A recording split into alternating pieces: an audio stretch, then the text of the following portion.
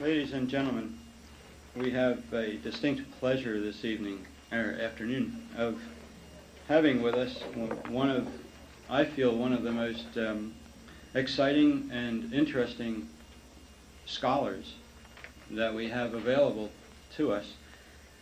Zecharia Sitchin was born in Russia and raised in Palestine, where he acquired a profound knowledge of modern and ancient Hebrew, other Semitic and European languages, the Old Testament, and the history of archaeology of the Near East. He attended the London School of Economics and graduated from University of London, majoring in economic history, a leading journalist and editor in Israel for many years. He is a member of the Israeli Exploration Society, the American Oriental Society, the Middle East Studies Association of North America, and he's here today. His 4 books to date, under the overall title of the EARTH Chronicles, have been widely published and republished in both hardcover and paperback editions, and widely translated into many languages, including German and French, Spanish, Portuguese, Italian, Dutch, Swedish, and Japanese. The scientific advances since the publication of the first book, The 12th Planet, in 1976, have confirmed many of the innovative and pioneering theories and conclusions of Sitchin's books, attesting to the accuracy of Sumerian knowledge 6,000 years ago. The first book was followed in 1980 by The Stairway to Heaven, and in 1985 by The Wars of Gods and Men. Book 4 of the series was just published February 1990, and it's called The Lost Chronicles.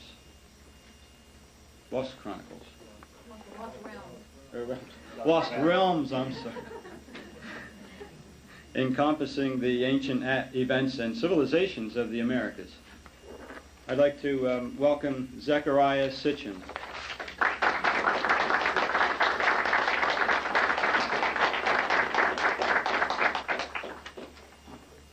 Thank you.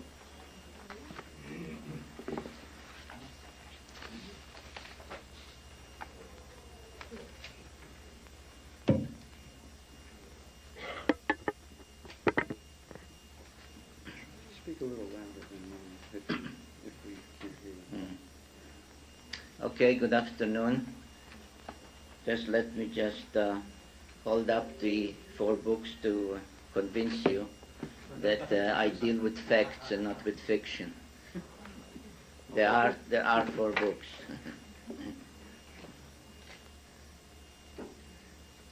And the 5th one is due in October.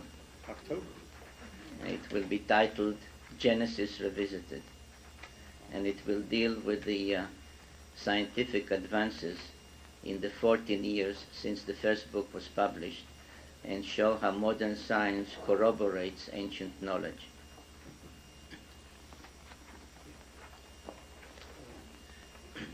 I assume that many of you have, if not all, have read one or more of my books. Have you? And one idea that occurred to me, thinking about what to say this afternoon, was whether I should really give you, the audience, the podium, and just listen to your questions and build what I have to say around your questions. Is that a good idea? You have my attention. No. You'd rather hear me talk.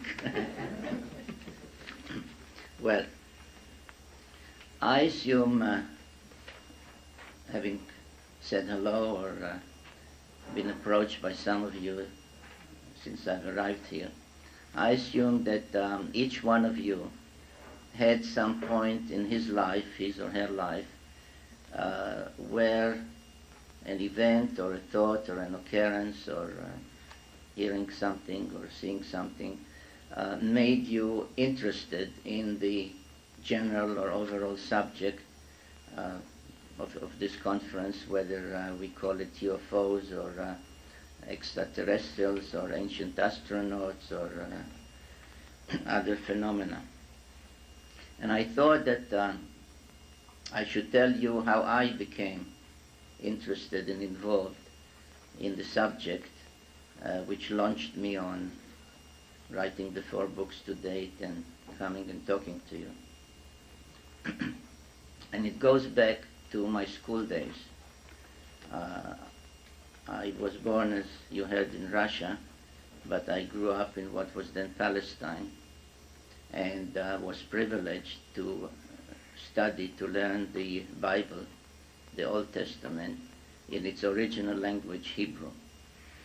And that is extremely important to understanding what actually those ancient texts tell us, because everything else that you read in the Bibles, be it in English or in German or whatever language, are not just translations, but are really interpretations, because each translation, each translator puts into the translation their understanding of what the word or the sentence or the event had meant.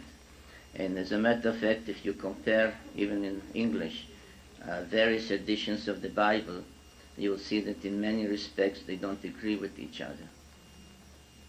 So having had the privilege of learning the Bible in its original Hebrew language was extremely important to the future course of events.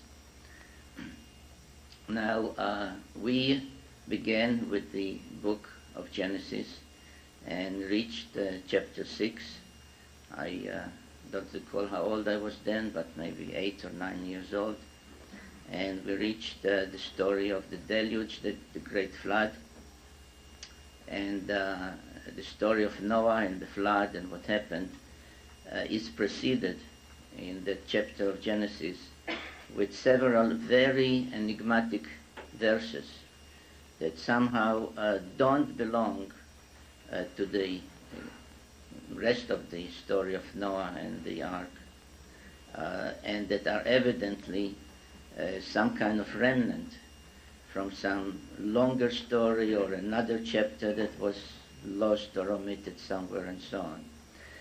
And these enigmatic verses begin with a statement that many a preacher has used on Sundays, because it is known as the verse that says that those were the days just before the deluge, when there were giants on the earth, or upon the earth.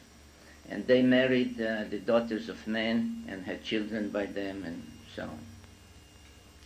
And I raised my hand and I remembered that as if it happened yesterday, although it happened more than 2 years ago when I was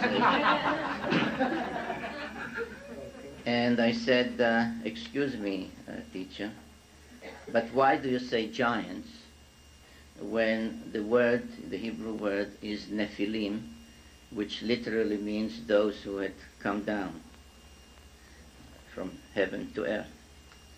And he said, Sitchin, sit down. You don't question the Bible. And as young as I was then, I came home and I was, upset. I was boiling inside because I was sure that my question, when I raised my hand, I did not question the Bible. I was reprimanded wrongly. I questioned a translation or an interpretation of a word in the Bible, but I did not question the Bible. On the contrary, I questioned why a word or a statement or a term in the Bible is not accurately translated or interpreted. And this became an obsession with me. As I grew up, I became interested in archaeology. I studied the languages of the ancient Near East and so on. And always in the background, always underlying what I was studying or doing was this question, why did the Bible use the word Nephilim to describe those who, again, literally are called in those verses the sons of the gods. Sons plural, gods plural, literally translated from the Hebrew. And why is there such a distinction made? And the fact is brought out as something to be remembered, to be appreciated, that they married the daughters of men. In other words, they were somehow different. They were not the sons of men, they were sons of the gods. Elohim in Hebrew, plural. And this inquiry, this research, has led me to a realization that many scholars have by then, and indeed it began in 1876, when the discoveries of writing of clay tablets in Mesopotamia reached the stage where the writing could be deciphered and read and understood.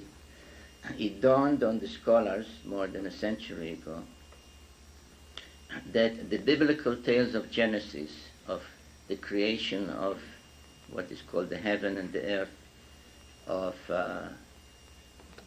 what is really a course of evolution, how life began on earth, how the dry land separated from the oceans and life began. That the story of how the Adam, which literally means the earthling, not Adam, but the Adam, was created. That the reference to some deity, again, the term used is plural, Elohim, says, let us make the Adam in our image and after our likeness. And again, the plural is used all the time. The story of the deluge and the story of the Garden of Eden and of the Tower of Babel. That all these tales are really, in the Bible, in the book of Genesis, are really abbreviated, even edited versions of much longer tales, written down for the first time in a country, in a land called Sumer, in the correct spelling and pronunciation, Shumer, which meant land of the guardians, in southern Mesopotamia, which is today's Iraq. And it was realized that a civilization, the first known civilization, a very high civilization, had suddenly blossomed out in that area. And the scholars use words to the effect that suddenly, unexpectedly, out of nowhere, and so on and so forth, there's blossomed out a civilization that really had everything that we would consider a prerequisite or a symbol or an aspect of a high modern civilization. And in this sheet, which I think most of you have, rather than show slides, I've reproduced some of the illustrations of actual archaeological artifacts discovered and of actual ancient pictorial depictions. And the one marked A is that of a Sumerian lady, and that takes us back almost 5,000 years. And you can see her elegant dress, her demeanor, her nobility, if you want, and I am sure she could compete in dress and demeanor with any elegant lady today, and that is 5,000 years ago. The one marked B is of another Sumerian lady, and I chose it to show the elaborate hairdo. And If we could go back again some 5,000-6,000 years, I'm sure many of the ladies here would want to know the name of her hairdresser. Illustration C is, for some reason, tilted, because if you turn it this way, it really depicts, it's part of a scene of a medical scene where a group of medicine men surrounds a patient. The patient lies on, on a table and wears a mask and is clearly treated with some kind of radiation. And again, this is from thousands and thousands of years ago. Now,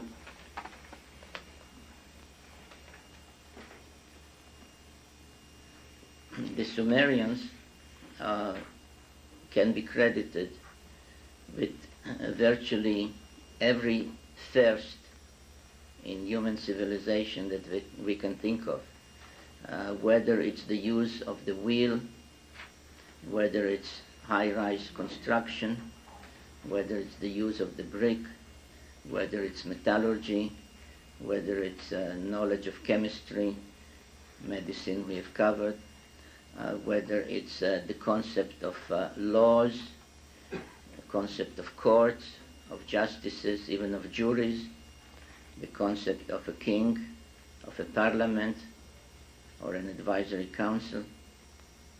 Anything you can think of, any aspect of a high civilization had its first in Sumer, going back, as I said, 6,000 years ago. Mathematics, the beginning or the first calendar. As a matter of fact, as I've not necessarily mentioned in the books, but in some articles, the concept of a calendar, of a year divided into 12 months, of a lunar month, of a solar year, not only goes back to Sumer, but one calendar still in use, and that's the Hebrew calendar, is exactly the Sumerian calendar, and the count of years in the Hebrew calendar goes back to the year 1 of the Sumerian calendar, so that is still in use today. So all these aspects of a high civilization began in Sumer, again suddenly, unexpectedly, out of nowhere. And among the thousands or tens of thousands of clay tablets discovered there, and if you'll excuse me, and the cameraman will excuse me a minute, I want to show you something.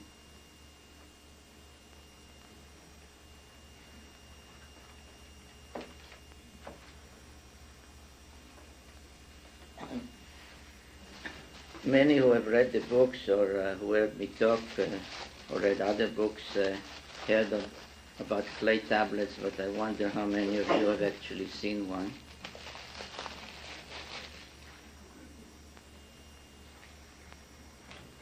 And this is a typical one. The size was such that it could be held in the palm of the hand of the scribe. It was soft clay, not entirely wet, but soft enough to make on it symbols with a stylus in writing that has come to be called cuneiform. And the scribe would have the stylus and would make these symbols. And when this clay tablet dried, or if it was a very important document, it was fire-dried, it became a permanent record of the document or the tale or the text or whatever was written on the tablet. And I've once observed that people say, well, that's a very primitive way of recording or of writing or of keeping things, writing them down. And I say, well, I'm being taped, I'm being videotaped. Would you think that those tapes would still be readable or available in 6,000 years from now? but this is. So who was primitive and who isn't is debatable. And there are many depictions, and many of them, a small part, but many, are reproduced in my books, and the question is, how were they obtained? Now, the Sumerians were the first to invent the rotary press.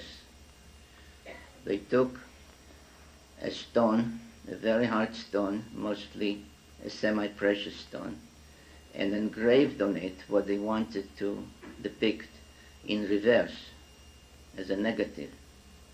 And then they rolled it on wet clay again, so that the positive image became imprinted and was again preserved the way these tablets were preserved. So this is an example of one. This happens to be in silver.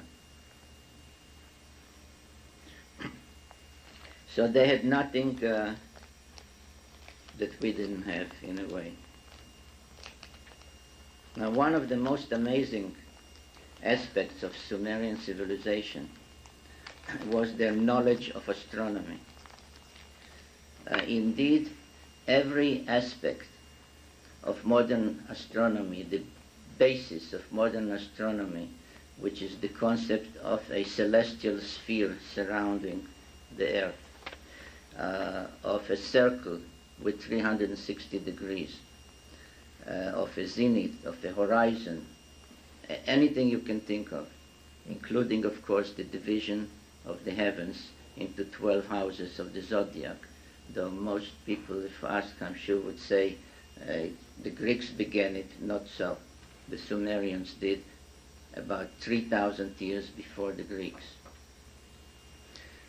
Every aspect of modern astronomy was known and was devised by the Sumerians. Literally thousands of tablets dealing with astronomy were found, and in the basements of most major museums in the world there are tens of thousands of tablets that have not yet been deciphered because there's simply not the manpower or the people who know enough to read and understand. I'm, for example, one of 200 people who can read the Sumerian writing, 200 people in the whole world. So there are tens of thousands of tablets yet to be read, deciphered, transliterated, translated, and it's a very tedious process. But among those that were dealing with astronomy, there were many that, for example, list stars, list constellations. Virtually every constellation that can be seen in the northern skies today was listed by the Sumerians. Some tablets give distances between the planets, extremely accurate distances between the planets. And the question is not only how could the Sumerians know that or measure those distances, but I ask the other, perhaps more logical question is, what for? What did they need to know the distances between the planets if they lived in some corner of the earth called Mesopotamia? And they dealt at length with our own solar system. And they kept insisting that the family of the sun has 12 members. And they listed the sun, the moon, and 10 planets. Now we know today about 9 planets, starting from near the sun, Mercury, then Venus, then Earth, and so on, and ending with Pluto. We know about 9, bearing in mind that Pluto was discovered only about 60 years ago. Until 1930, Pluto was unknown. And if you would ask a gathering then how many planets are there, you will be told 8. But they insisted that besides the sun and the moon, there are 10 planets. Now, lo and behold, and though everyone until about 2 centuries ago, or less, 150 years ago, was sure that the ancient people were not aware of, could not possibly be aware of any planets beyond Saturn, because they could see planets only with the naked eye. Presumably they had no telescopes or other means of observation. That the Sumerians not only listed the other planets, but, as I have made clear in several articles and other appearances, they not only knew that beyond Saturn there's Uranus, and beyond Uranus there is Neptune, but they described them exactly the way our latest spacecraft, Voyager 2, has found them to be. Twin-like, blue-green in color, with various patches on them, and watery. Now, the fact that the Sumerians referred to those planets as watery was considered by astronomers until about 2 years ago as sheer nonsense, because we know that there could be no water out there. Everything is frozen, and besides, the outer planets are made up mostly of gas, and they are not solid, and so on. But the Voyager spacecraft showed that they are watery. And again, the question is, how could the Sumerians not only know about those planets, but even describe them? There was another interesting aspect, and that is that the Sumerians numbered the planets, and they referred to Earth as the 7th planet. Now, we consider it the 3rd because we say, starting from the Sun, there's Mercury, Venus, and then Earth. But they said, no, Earth is the 7th planet.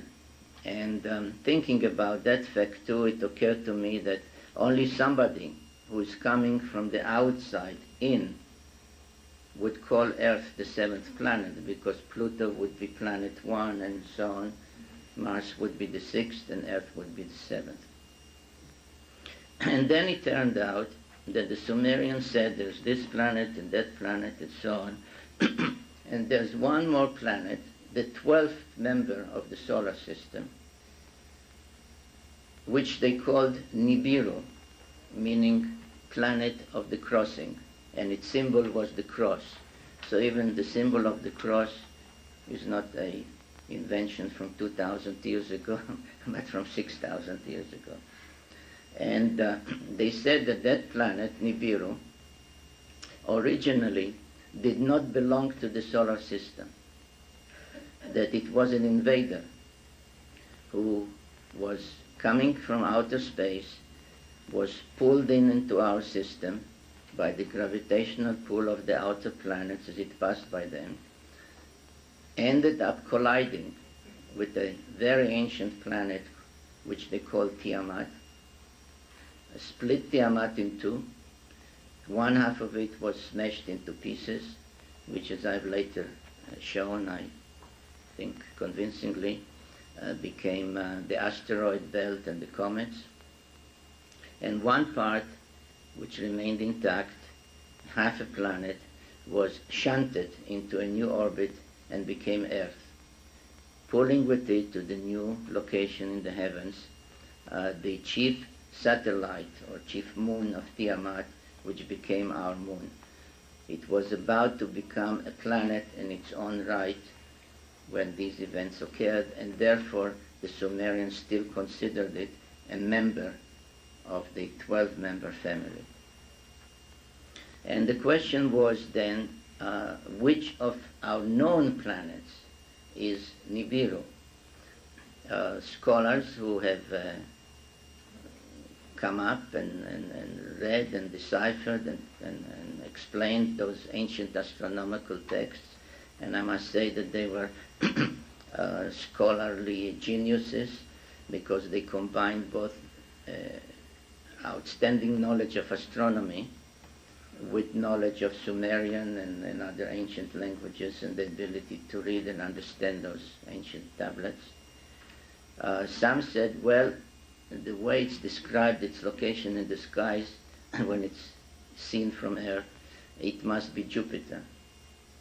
And when it is in that position, then others said, well, it's probably Mars. And those who said it's Mars were called, idiots by the others, because how can you say it's Mars when it's obviously Jupiter? And the others called names the others because it couldn't be Jupiter, it's obviously Mars. And I was stuck in between, and for almost a year I made no progress on my first book because I said to myself, what or where is Nibiru?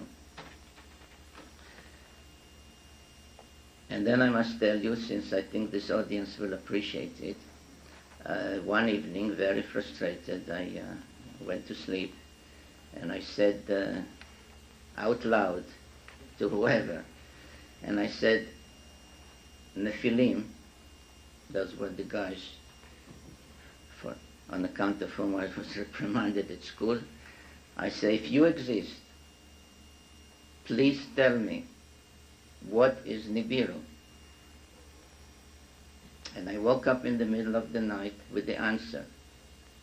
It is one more planet that when it comes to our neighborhood, passes between Mars and Jupiter. And then everything from that morning on fell into place. And I realized that the texts tell us that it is a planet with a vast elliptical orbit lasting 3,600 years, arriving between Mars and Jupiter, which means near us, every 3,600 years, at which time there are comings and goings between their planet and our planet. Now, I'll jump ahead a little and tell you that astronomers in the last few years agree with the Sumerians and with me that there is one more planet in our solar system. They refer to it as planet X. X meaning the unknown planet, and X meaning 10, because not counting the sun and the moon, the number of planets is 10, so we know of 9, there's one more. And they have more or less pinpointed its location in the heavens. There's reason to believe that in some ways they have confirmed its existence, although they don't have yet photographs of it. And if and when, or rather when, this fact is acknowledged, and there is no great eagerness to acknowledge it. Because, and by the way, all the astronomers who are dealing with it are very well aware of my writings and what the Sumerians have said, and we exchange letters and telephone calls and so on. So what I'm saying may be news to you, but not to them. Because when in 1930 Pluto was discovered, it was a very exciting event, and astronomers were enthused. Textbooks had to be changed, but it really made no difference to the man in the street, to me, to you. Okay, so Neptune is not the last planet out. There's one more called Pluto, or named Pluto. But the astronomers today realize that if they confirm the existence of one more planet beyond Pluto, they not only confirm Sumerian knowledge of the complete makeup of the solar system and the fact that there is one more planet out there, but they then have to deal with the other issues that run more or less in the following circle. If the Sumerians were right about the makeup of the solar system, how could they know that? And the Sumerians said, we know it, they wrote it, we know it because those who had come from that planet to Earth have told us so. They told us we are the seventh planet. They described Uranus and Neptune to us. They described their planet to us. So, confirming Sumerian knowledge regarding planet X, or the 10th planet, or the 12th member of the solar system, would require facing the issue of the veracity of the other things the Sumerians have written down. And that is that on that planet there had existed hundreds of thousands of years before our civilization, a civilization with people advanced enough to travel in space, to come to Earth, and to do all the things that the Sumerian texts and the Bible tell us that they have done. If you go on and look at the sheet that I gave you, they, for example, depicted some of those whom the Bible called Nephilim, and whom the Sumerians called Anunnaki, which literally meant those who from heaven to earth came, which is the same as the Hebrew Nephilim. For example, D, E, and F are depictions of one of their females. It is known that D represents the goddess known to the Canaanites and in the Bible as the goddess Ishtar, and she liked to roam in the skies of earth, dressed as a pilot. Perhaps she foresaw World War I and wore the goggles of a pilot of World War I. Another life-size statue, I wonder if I could get some water.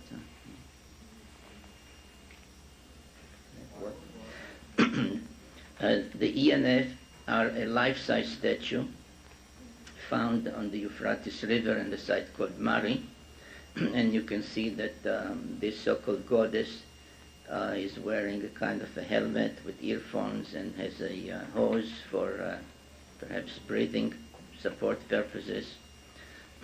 Those who piloted the spaceships had for official occasions, wore a dress that made them look like eagles with artificial wings.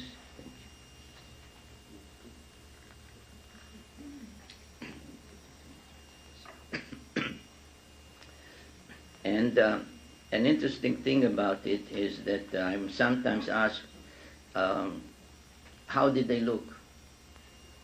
Did they look like us? And I say, absolutely no. We look like them. And because they made us in their image and after their likeness.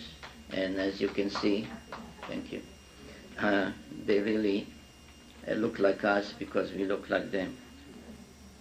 And there are various depictions of the eagles. L is an imprint of a cylinder seal, which shows on the upper left-hand corner the complete solar system, which is the sketch M, and you can see by comparing it to our knowledge of a solar system, the N, it has all the planets we know about, plus one more between Mars and Jupiter. I mentioned that the planet Nibiru was depicted, its symbol was the cross, and I have here a few depictions of how it was symbolized with the cross.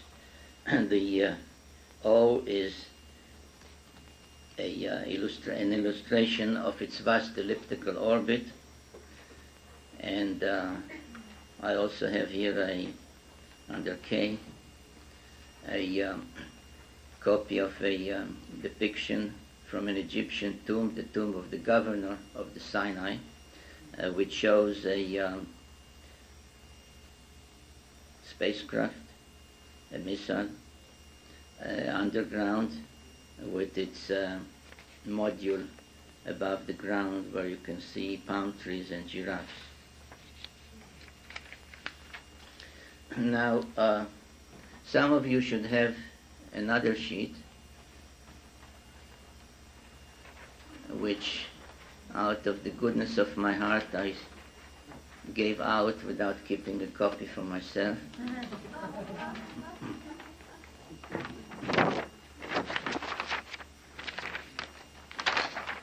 Thank you. And that perhaps is to illustrate to you the link between the Sumerians, the biblical tales of Genesis, and what happened in great antiquity, in ancient times, and the principal subject of this conference, which is UFOs. I'm not a UFO expert in the current or modern sense of the word. I've never seen a UFO. I've never been abducted. As a matter of fact, I don't think that UFOs exist. Because UFO stands for unidentified flying objects, and I don't think there is such a thing. You may think, or you may be unable to identify them, but those who operate them or send them, they know what they are.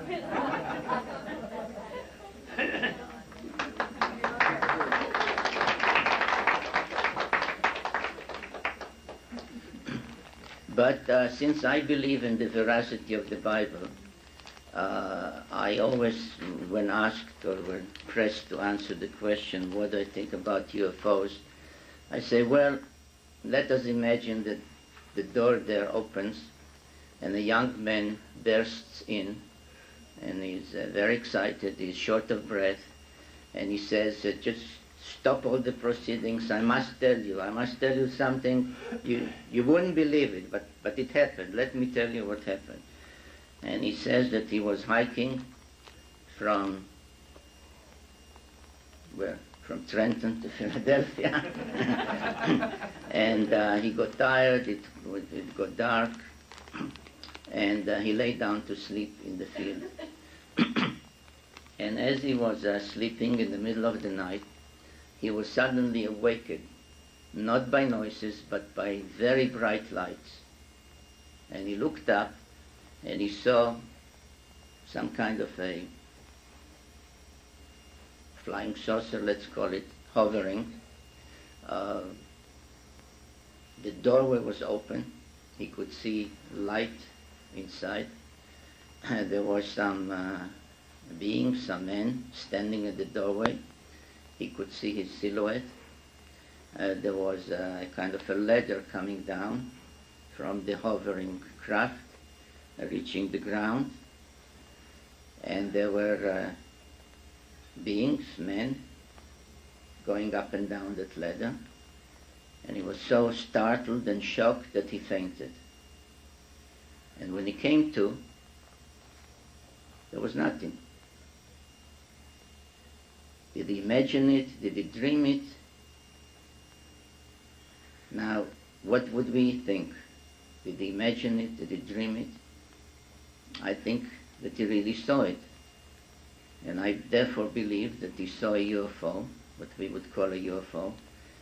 And therefore, whoever believes in the Bible has to have an open mind about UFOs, because that young man was Jacob. And that was the so-called famous Jacob's dream. Now he did not call it a UFO. He knew what it was, because he put up a commemorative pile of stones there, and he called it the house of God, and he said, I didn't know, and that's in the Bible, he says, when I lay down to sleep, I did not know that this place is a gateway of the gods, a place from which they can go up and down. So he knew what he had seen. There are, of course, other tales in the Bible.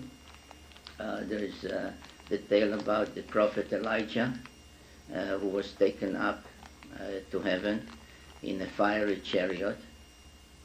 And I therefore draw your attention to some of the ancient depictions of divine beings, gods, astronauts, whatever you want to call them, in what I would prefer to call flying saucers. I frankly like that old name much better than UFOs, because it describes what people see rather than say, you can kill me, but I don't know what it is. And I put a caption under the one at the bottom, because as you can see, it depicts this being definitely in the skies among the clouds, in a kind of a flying saucer or a disc, with flames coming out of it. Now, there were all kinds of flying vehicles seen in those ancient days. One depiction, all these are ancient depictions, none of them are my own drawings. You can see on the upper left-hand side a rocket-like vehicle in the skies, with flames coming out of its tail, which was launched from the ancient Cape Canaveral, located in the Sinai Peninsula. There were what we would call helicopter-like or vertical takeoff vehicles that could fly and then land with extended legs. And these two, with the bulbous ones, with the extended legs and with the eye-like openings or light fixtures, I don't know exactly what they were found, drawn, painted on a wall, like in a mural, part of a mural, in a place called Tel Gasul, which is on the east side of the Jordan River, exactly where, according to the Bible, the prophet Elijah was taken up to heaven. Now, whether these were the kind of vehicles that took him up, we can speculate, but that's where these drawings were found. Now, as a matter of fact, the people in antiquity had idols made that are called by scholars eye idols, and I have reproduced here some of them.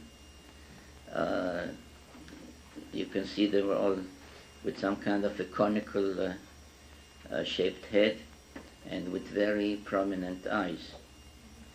There were also other statuettes, which I show in the center on the right-hand side, the whole body, again with this conical head and funny eyes. And I think that these ancient depictions, not only of the different kinds of spacecraft or UFOs or flying objects that the ancient peoples have observed, but also of the so-called idols. I have looked through many UFO books on UFOs for some clear drawings of the spacecraft or of the beings that supposedly occupy or man them. And I must tell you that the clearest ones I found are in the ancient sources and not in modern depictions. I think my friend Antonio Hunus, who's out there in the back and who spoke yesterday, uses some of these illustrations from ancient times to illustrate his lectures about UFOs today. And I think that when one asks himself, what really is this UFO phenomenon today?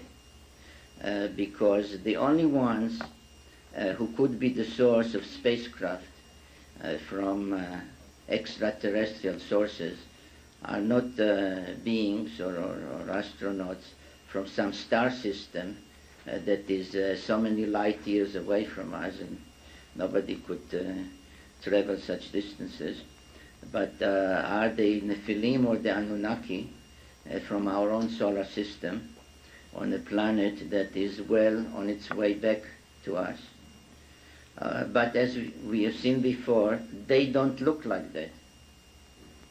And I therefore suggest I have no evidence for it, but I suggest that what really people who say they see those UFOs and their occupants, if it's true, then what they see are really robots, androids, humanoids, who are used as scouts to man scout ships in advance of and ahead of the day when that planet would be again in our vicinity, and when the Anunnaki Nephilim themselves would come again and fulfilling the prophecy about messianic times, or in the New Testament about the return of the kingdom of heaven to earth. Thank you.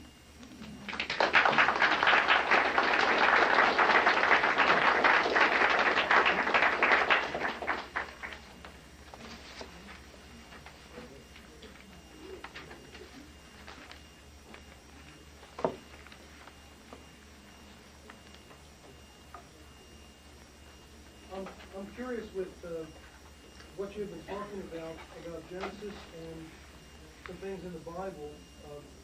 I would imagine that you've looked at literature from the Kabbalah and things of that sort. I'm wondering if you would address that, particularly with regard to the Elohim and the legends about the Shekinah. Well, if you have read, or if not, I hope you will read my books. I'm basing myself on archaeology and on the text in clay tablets. The writings of the Kabbalah are from the Middle Ages, and I'm not there yet. I'm still in ancient times. I understand the Hubble telescope will be placed into orbit soon.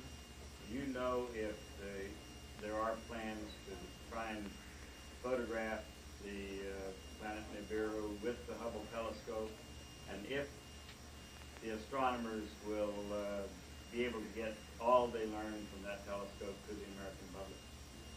Well, the answer to the first part of your question is yes, and as a matter of fact, some of those dealing with the pinpointing and photographing of what they call Planet X are not waiting for the Hubble telescope because of the delays in launching it. Whether the results, or rather, whether and when the results will be made public is, your guess is as good as mine. Please. Yeah, I don't know if that microphone is working. Is it? Oh, it is. No, okay. I have a question about the Nephilim. Seem to have a very reduced role over the years through your books. They seem to be less and less involved in our affairs, to the point that they're seemingly not around now. I was wondering if you could expand on what you think the current relationship is. Are they coming back pretty soon? Oh, okay. They just got to work. Thank you. Got to work. All right. At the risk of repeating myself, it's my understanding from your books that the role of the Nephilim in our lives, of Homo sapiens, has been gradually reduced over the years in terms of overt control, switching over to a more covert control, to the point where seemingly they're not around at all. But you're talking about they're coming back, and I think it's like 1,600 years with the next flyby is expected. I didn't say that. Oh, okay, but I'm just trying to do my own arithmetic in terms of the last time it came by. I was just wondering what your speculation is on the current relationship between the Nephilim and Homo sapiens. Well, I think you really, by describing a factual situation, you answered your own question. At the very beginning, when they brought us into being through genetic manipulation, they created servants or slaves, really, to work in the gold mines and then to serve them in other ways. That has changed as a result, or in the aftermath of the deluge, the great flood, when they made mankind more or less a partner to being and living and staying on this earth. Each turn, each 3,600 years, In the past, they gave us more civilization. If you follow the advent of human civilization through Paleolithic and Mesolithic and Neolithic and domestication and so on, the intervals are always 3,600 years.